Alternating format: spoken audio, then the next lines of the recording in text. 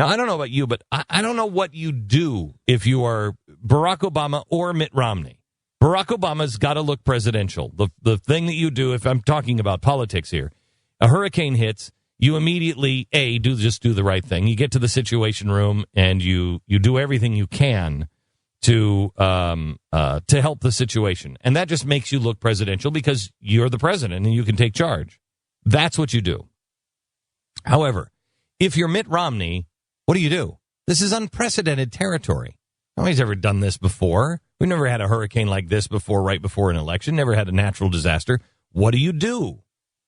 Well, Mitt Romney was out and he canceled his campaign events and instead said, if you're coming to this campaign event, just bring food, bring water, bring whatever you can, and we're going to ship it out to the places that need it. Now, here's Andrea Mitchell on MSNBC. Here's Mrs. Alan Greenspan on MSNBC yesterday. And then you've got the image of Mitt Romney doing what they say is not a campaign event in the same space they were going to hold a campaign event. They say they're making collections for hurricane and storm relief. Chris Alyssa, first to you. We checked with the Red Cross. The Red Cross said, well, they're always grateful for donations, that this is not what they need or want, that they always tell people, please donate money because we have our own packagers, wholesalers. They have their own distribution system, and to now get these canned goods from the Romney event in Ohio and have to first package it, use clothes, they have to clean, they can't go directly to victims. So what they need is donations of blood and donations of money. It does seem like a thinly veiled, why Ohio? Why choose Ohio for right, because the storm is kind of not in Ohio? There. Stop. Why in Ohio? Why not in Pennsylvania? Why not in New Jersey? Why in Ohio? Well, he happens to be in Ohio. A, he has everything already set up in Ohio. B, and you can put it on a truck and ship it out. I mean, are you really kidding me? Martin Bashir goes on.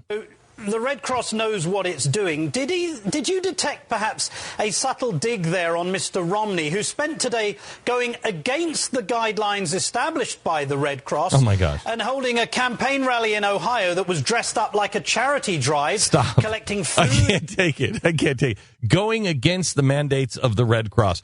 God forbid you actually, as a citizen, take it on yourself. If you don't do what FEMA said, if you don't do what the Red Cross said, forget about it. Now, I have news for you. We've already loaded up trucks. Mercury One has trucks ready to go. As soon as the roads are clear, and it may be going out today, as soon as the roads were clear, we have trucks that were already loaded. What are you talking to me about? And we're doing it on our own. We don't need the Red Cross, and we don't need FEMA. That is the way Americans have always done it. But look, if you don't play game exactly the way that you're supposed to play in this big federal system, you're crazy. You're a dangerous individual. I swear to you, if MSNBC, if Jesus were running against Obama, and I know that's tough because then there'd be two messiahs running.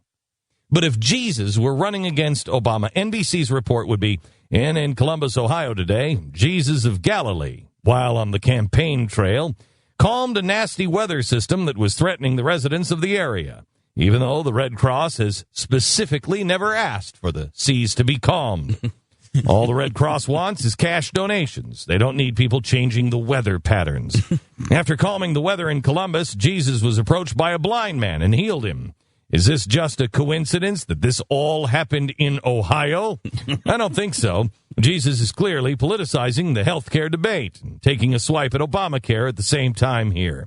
You'll remember it wasn't long ago that Jesus was kicked out of his own country for performing similar stunts.